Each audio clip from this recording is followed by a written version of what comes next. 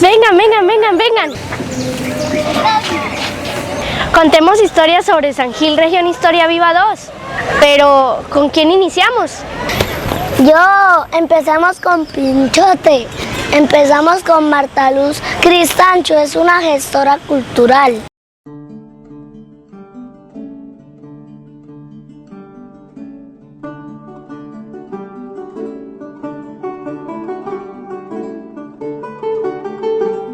Bueno, en el momento estoy trabajando 100% en todo el tema cultural, especialmente trabajando desde el rescate y la difusión de nuestra cultura enmarcado en Antonia Santos, nuestra heroína santanderiana, colombiana, porque es mucho más, es realmente una de las grandes de la historia nacional.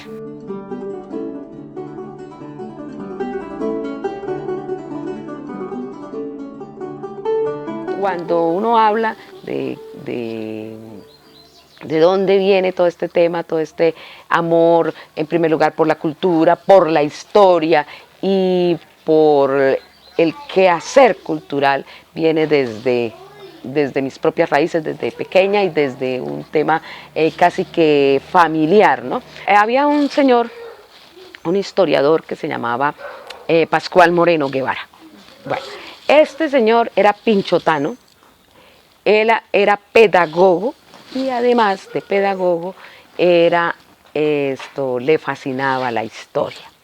Bueno, él estuvo en la época del centenario de toda la independencia y así como ahorita para el bicentenario hubo como ese despertar de la historia y de los personajes, para aquel momento también hubo ese fervor patriótico.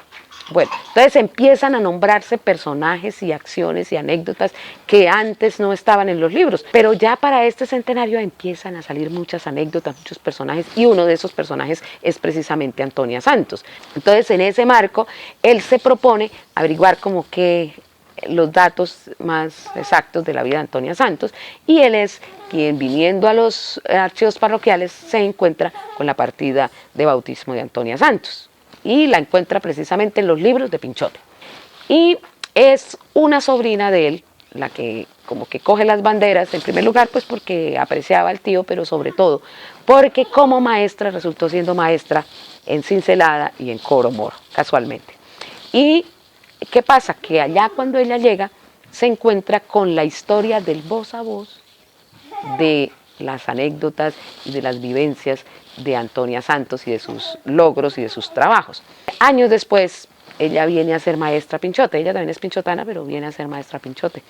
Y cuando llega a ser maestra Pinchote, entonces viene como con todo ese calor y todo ese fervor, y continúa haciendo indagaciones y se encuentra con que descubre las escrituras donde se habla de que esta casa era la casa de don Pedro de los Santos Meneses, padre de Antonia Santos. En esa época esta casa la tenía como dueño la parroquia. Esta maestra le propone al cura que se la venda, y el cura se la vende. Y para ese momento la casa costó 2.000 pesos y el sueldo de ella era de 18 pesos. Ya con el tiempo se vino a vivir a la casa. Ella pues como tenía su sueldo y en aquella época no había turismo ni nada de eso, pues no había gente que pasara por aquí frecuentemente, pero sí ocasionalmente habían personas que venían averiguando por la historia de Antonia Santos. Es ahí donde ella empieza, entonces todo el que digamos que se vuelve el referente de Antonia Santos en Pinchote. Entonces cuando alguien venía a Pinchote, mencionaba a Antonia Santos, todo el mundo decía allá en la casa de doña Elvira. Y entonces ella pues les contaba, nació, vivió y murió, las cositas, los detalles que ella conocía. Y yo crecí conociendo la historia de Antonia Santos, porque esa señora maestra era mi mamá.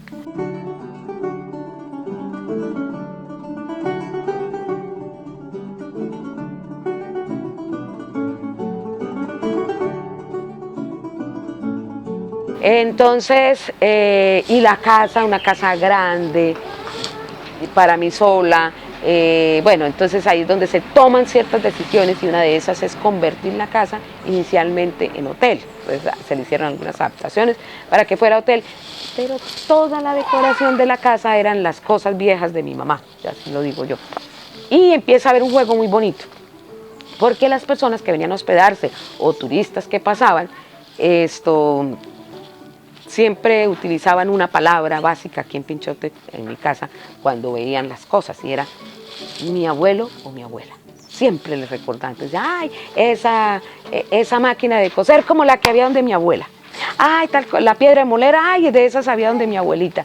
Y el radio, ay, mi abuelito, tal cosa. Entonces todo eso empieza a dar vueltas esa palabra, y entonces yo empiezo a ver que se hace necesario recrearle a la gente precisamente esos ambientes. De ahí surge el Museo de Memoria Ancestral, y adicionalmente, entonces yo también hacía lo mismo que hacía mi mamá, ya era contarle a la gente la historia de Antonia Santos, pero como Marta.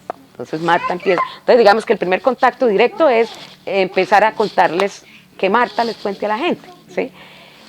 Y entonces también empieza el juego como que ya esto a mí no me gusta así, porque le empieza a uno a ver también esas connotaciones, a veces la gente empieza a preguntarle a uno cosas y tal.